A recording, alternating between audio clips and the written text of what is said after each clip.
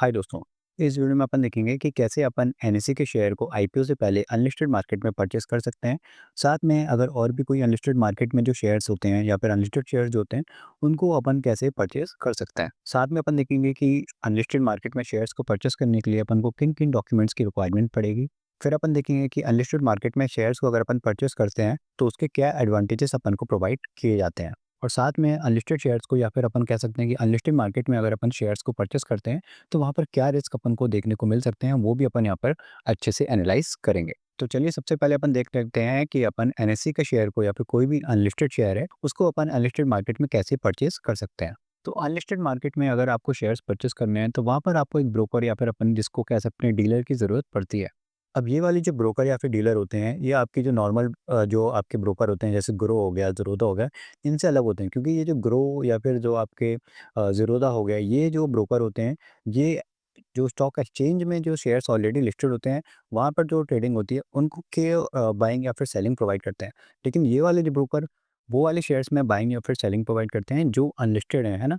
जो अनलिस्टेड हैं, जो स्टॉक मार्केट में लिस्टेड अभी नहीं है। तो यहाँ पर ये बायर्स और सेलर्स को मिलाते हैं और वहाँ पर जो बायर होते हैं, उनको जो शेयर्स हैं, वो प्रोवाइड किए जाते हैं। लेकिन यहाँ पर एक बहुत ज़्यादा इम्पोर्टेंट बड़ा रिस्क ये होता है कि यहाँ पर कुछ ब्रोकर ऐसे होते हैं जो डिफ़ॉल्ट कर जाते हैं। डिफ़ॉल्ट का मतलब होता है कि मान लीजिए आपने यहाँ पर कैश तो दे दिया, शेयर्स को परचेस करने के लिए आपने कैश दे दिया, लेकिन उसके बदले में आपको जो शेयर्स मिलने थे, वो यहाँ पर ब्रोकर ने आपको नहीं दिए थे। ऐसे बहुत सारे केसेस देखने को मिलते हैं। और क्योंकि ये ब्रोकर जो होते हैं, ये डीलर जो होते हैं, वो सेबी रेगुलेटेड नहीं होते हैं, तो इसलिए इन ब्रोकर पे ऐसे कार्रवाई भी करना बहुत मुश्किल पड़ जाता है। इसीलिए आप अगर अनलिस्टेड शेयर्स में अगर बाय या सेल करना चाहते हैं, तो यहाँ पर एक जेन्युइन ब्रोकर या फिर डीलर को ढूँढना बहुत इम्पोर्टेंट होता है। तो आप लोगों को ये डिफ़ॉल्ट वाली जो कंडीशन है वो फेस ना करनी पड़े, इसके लिए हम लोगों ने अनलिस्टेड ज़ोन के साथ पार्टनरशिप करी हुई है। तो अनलिस्टेड ज़ोन यहाँ पर एक ब्रोकर या फिर डीलर कह सकते हैं, जो अनलिस्टेड शेयर्स में या फिर सेलिंग या फिर बाइंग प्रोवाइड करता है।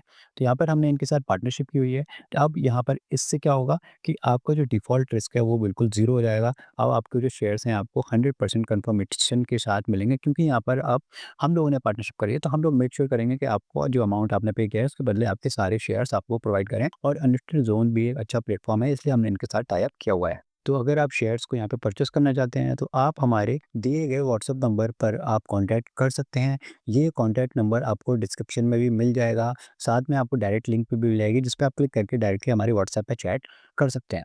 तो आप व्हाट्सएप पे चैट करके आप पूछ सकते हैं हमसे कि करंट मार्केट प्राइस कितना चल रहा है किसी पर्टिकुलर शेयर का, अगर वो अनलिस्टेड मार्केट में है तो फिर आप डिसीजन बना सकते हैं। साथ में आपको किन-किन डॉक्यूमेंट्स की रिक्वायरमेंट पड़ेगी, वो मैं आगे वीडियो में बताऊँगा, तो वो आप रेडी करके चल सकते हैं। तो यहाँ पर हमारी जो पार्टनरशिप है, इससे हम लोग मेक श्योर करेंगे कि जो अनलिस्टेड ज़ोन वैसे ही वो अच्छा खासा प्लेटफ़ॉर्म है, जाना-माना प्लेटफ़ॉर्म है। और हम लोग के साथ जो हमने पार्टनरशिप की है, इससे जो क्रेडिबिलिटी है वो और ज़्यादा बढ़ जाती है। तो यहाँ पर जो आपके डिफ़ॉल्ट के चांसेस है वो बिल्कुल ज़ीरो हो जाते हैं। तो आप जो भी पेमेंट करेंगे उसके बदले में आपको 100% यहाँ पर शेयर्स की डिलीवरी प्रोवाइड करी जाएगी। अब देख लेते हैं कि किन-किन डॉक्यूमेंट्स की रिक्वायरमेंट रहती है अगर अपन को अनलिस्टेड मार्केट में शेयर्स को परचेज़ करना है तो। तो वन ऑफ द मेन जो इम्पोर्टेंट डॉक्यूमेंट होता है वो होता है डीमैट की सीएमआर कॉपी। तो ये कॉपी आप कैसे ले सकते हैं? आप अपने ब्रोकर को, जो भी आपका ब्रोकर है, जो आप ट्रेडिंग के लिए, इन्वेस्टिंग के लिए यूज़ करते हैं, उनको आप ईमेल कर सकते हैं कि आपको सीएमआर कॉपी चाहिए, तो वो आपको आपकी सीएमआर कॉपी प्रोवाइड कर देंगे। तो इसमें क्या होता है, आपकी डिटेल्स प्रोवाइड होती है, जैसे आपका नेम होता है, आपका जो पैन कार्ड नंबर है वो होता है, या फिर आपका जो डीमैट अकाउंट नंबर होता है, डीमैट अकाउंट नंबर होता है, वो मेंशन्ड होता है। तो इससे फ़ायदा ये होता है कि ये एक वेरिफाइड डॉक्यूमेंट होता है। तो जो डीमैट अकाउंट नंबर होगा, यहाँ पर आपके जो शेयर्स रहेंगे, जो आपको शेयर्स मिले जाएँगे, वो क्रेडिट होंगे। तो जो आप बाय करेंगे ना अनलिस्टेड मार्केट में, तो इस डीमैट अकाउंट नंबर में जो भी डीमैट की आप सीएमआर कॉपी देंगे, तो उस डीमैट में आपके जो शेयर्स हैं, वो क्रेडिट कर दिए जाएँगे। साथ में वेरिफ़िकेशन के लिए आपका पैन कार्ड की फ़ोटो भी लगेगी। तो जिस पर्सन का आप डीमैट यहाँ पर लगा रहे हैं, डीमैट की सीएमआर कॉपी लगा रहे हैं, उन्हीं पर्सन का ही यहाँ पे पैन कार्ड की फ़ोटो भी लगेगी। साथ ही में आपको कैंसिल चेक या फिर पासबुक की फ़ोटो की रिक्वायरमेंट रहेगी। तो ध्यान दीजिएगा, जिन भी पर्सन का आप डीमैट में आप शेयर्स क्रेडिट करवाना चाहते हैं, उन्हीं पर्सन का पैन कार्ड की कॉपी लगेगी और उन्हीं पर्सन की कैंसिल चेक या फिर कैंसिल चेक की फ़ोटो नहीं है, तो आप पासबुक की फ़ोटो भी दे सकते हैं। ये पूरा वेरिफ़िकेशन के लिए यहाँ पे डेटा यूज़ किया जाता है। तो चाहे आप अगर बाय करने चाह रहे हैं या फिर अनलिस्टेड मार्केट में शेयर्स, या फिर आप सेल करना चाहते हैं अनलिस्टेड मार्केट में, तो ये तीनों आपको डॉक्यूमेंट्स की रिक्वायरमेंट रहेगी। तो यहाँ पे आप जो भी डेटा यहाँ पे देंगे कैंसिल चेक या फिर पासबुक, तो अगर आप सेल कर रहे हैं तो इसी अकाउंट में आपका जो अमाउंट है सेल करने के बाद यहाँ पर प्रोवाइड किया जाएगा। और अगर बाई भी आप कर रहे हैं तो वेरिफिकेशन के पर्पज़ से ये डेटा भी आपको यहाँ पे प्रोवाइड करना रहेगा। तो ये तीनों के तीनों डेटा आपको यहाँ पे प्रोवाइड करने रहेंगे। तो जैसे कि आप व्हाट्सएप पे मेरे से अगर आप कॉन्टैक्ट कर रहे हैं, आपने मेरे से व्हाट्सएप पे करंट मार्केट प्राइस पूछ लिया कि कोई भी स्टॉक का यहाँ पे अनलिस्टेड प्राइस कितना चल रहा है। फिर आपको अगर वो परचेज़ करना है तो ये तीनों डॉक्यूमेंट आप जो है वो रेडी करके आप मेरे को व्हाट्सएप पे सेंड कर सकते हैं। व्हाट्सएप पे आप मेरे को सेंड कर सकते हैं। तो ये मैं डैशबोर्ड में अपलोड कर दूँगा। फिर आपको डिटेल्स प्रोवाइड कर दूँगा कि आपको कहाँ पर पेमेंट करनी है। आपको जो अनलिस्टेड ज़ोन की जो पेमेंट आईडी है वहाँ पे वो मैं आपको प्रोवाइड कर दूँगा। तो वहाँ पे आप जैसे ही आपका सक्सेसफुल पेमेंट हो जाएगा, तो आपका पेमेंट के बाद सेम डे अगर 3:30 पीएम से पहले है या फिर नेक्स्ट डे आपकी जो डीमैट है, जो भी आप डीमैट की सीएमआर कॉपी देंगे, वहाँ पर आपको शेयर्स क्या है क्रेडिट कर दिए जाएँगे, मतलब शेयर्स आपके डीमैट में आ जाएँगे। अब यहाँ पर अनलिस्टेड मार्केट में शेयर्स परचेज़ करने का एडवांटेजेस क्या हैं, वो अपन जान लेते हैं। तो यहाँ पे one of the main advantage ये है कि आपको 100% कन्फर्म्ड शेयर्स यहाँ पर मिलेंगे।